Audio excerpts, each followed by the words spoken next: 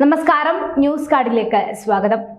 മന്ത്രി കെ.ബി. ഗണേഷ് കുമാറുമായുള്ള അഭിപ്രായ വ്യത്യാസത്തിൽ പുറത്തുപോയ ബിജു പ്രഭാകരന് പിന്നാലെ ഗതാഗത കമ്മീഷണറുമായുള്ള മന്ത്രിയുടെ ഭിന്നതയും മറനീക്കി പുറത്തേക്ക് വരികയാണ്. പരസ്യമായി തന്നെ ശ്വാസിച്ച മന്ത്രിക്ക് നേരെ ആഞ്ഞടിച്ചിരിക്കുകയാണ് ഗതാഗത commissioner S. Sreejith. Driving school ഉടമകളുടെ യോഗത്തിൽ ഗതാഗത കമ്മീഷണർ എസ്. ശ്രീജിത്തിനെ മന്ത്രി പരസ്യമായി ശാസിച്ചു. മറുപടി പറയാൻ അനുമതി നൽകിയതുമില്ല. ഇത് വിശദീകരിക്കാനായി പിന്നീട് മന്ത്രിയുടെ ചേംബറിൽ എത്തിയപ്പോഴും ഉയർന്ന ഉദ്യോഗസ്ഥരുടെ സംഘത്തിന്റെ സാന്നിധ്യത്തിൽ മന്ത്രി ശകാരിക്കാൻ മുതിർന്നപ്പോൾ ഗതാഗത കമ്മീഷണർ അതേ ഭാഷയിൽ തിരിച്ചു പ്രതികരിക്കുകയായിരുന്നു.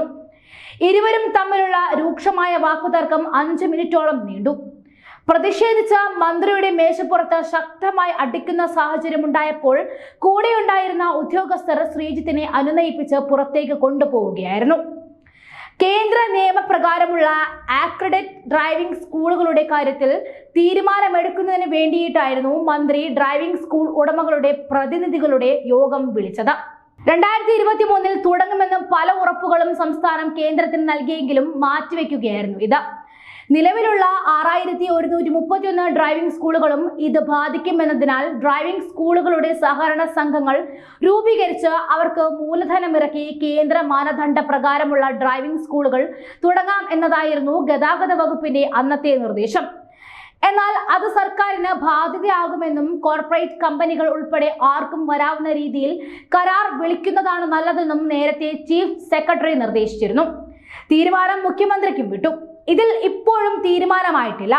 ഇത് സംബന്ധിച്ച ഉത്തരവുണ്ടോ എന്നും യോഗത്തിൽ മന്ത്രി ചോദിച്ചു.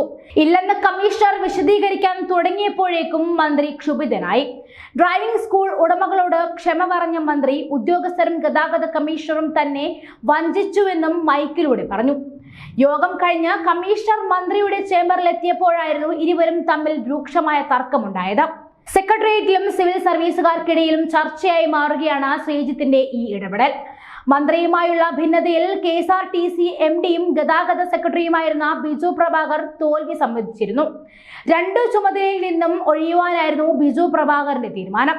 ഇതിന് ശേഷമാണ് അടുത്ത ലക്ഷ്യം ഗതാഗത കമ്മീഷണറായ ADDP റാങ്കിലുള്ള ശ്രീജിത്താണെന്നുള്ള സന്ദേശം മന്ത്രിയിൽ നിന്നും ഉണ്ടായത്. കഴിഞ്ഞ ദിവസത്തെ പ്രതികരണം ശ്രീജിത്തിന് ഏറെ മാനസിക വേദനയുണ്ടാക്കി. വിശദീകരിക്കാൻ പോലും അനുവദിക്കാതെ വിമർശനം പരിധി വിട്ടിരുന്നു. ഇതുകൊണ്ട് കൂടിയാണ് മന്ത്രിയുടെ ഓഫീസിലേക്ക് എത്തിയതും കാര്യങ്ങൾ വിശദീകരിച്ചതും. എന്നാൽ മന്ത്രി നിലപാടുകളിൽ നിന്നും മാറ്റം വരുത്തിയില്ല. ഇതോടെയായിരുന്നു തർക്കം പുതിയ തലത്തിലേക്കും എത്തിയത്.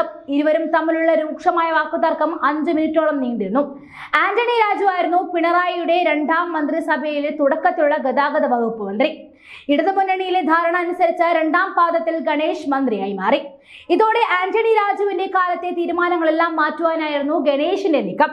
ഗതാഗത തലപ്പത്ത് ഗണേഷ് കുമാർ വന്നതോടെ ചെറിയൊരു എല്ല് കൂടുതലുണ്ടെന്ന് പരക്കിയ ഒരു പറച്ചിലുണ്ടെങ്കിലും അളമുട്ടിയാൽ ചേരയും കടിക്കുമെന്ന പഴഞ്ചൊല്ലാണ് ഈ സംഭവത്തോടെ ചേർത്ത് വായിക്കാൻ തോന്നുന്നത്.